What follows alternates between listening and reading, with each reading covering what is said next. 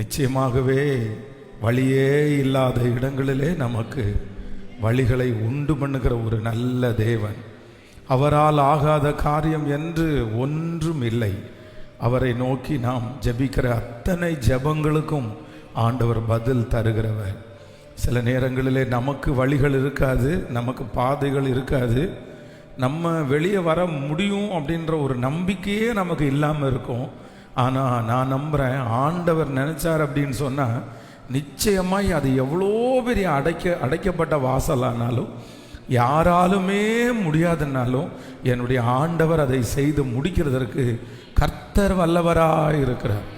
அதனால் நம்ம அவரை நோக்கி பார்ப்போம், அவர்கிட்ட கேட்போம், ஆண்டவரே எனக்கு வழி தெரியல, எனக்கு பாதை தெரியல, என்னால் ஒன்றும் முடியல, ஆனால் என்னை பலப்படுத்துகிற கிறிஸ்துவினால் எல்லாவற்றையும் செய்ய எனக்கு பலன் உண்டு. ஆமேன். இன்றைக்கு காலையில் கூட சிம்சோனை குறித்து தான் நம்ம தியானித்தோம். இந்த சிம்சோனுடைய வாழ்க்கையில் அவனுக்கும் அவனை சுற்றி இருக்கிற எல்லாருக்குமே அவன் மேல் இருக்கிற நம்பிக்கை போனது. ஏன் அப்படின்னா, பிரதிஷ்டையில் தவறினவன் தான் சிம்சோன். தன்னுடைய பிரதிஷ்டையில் தவறியாயிடுச்சு, தன்னுடைய உடன்படிக்கையில் தவறியாயிடுச்சு. ஆண்டவர் அவனுக்கு பிறக்கும் போதே கொடுத்த ஒரு அபிஷேகம் என்ன அப்படின்னா,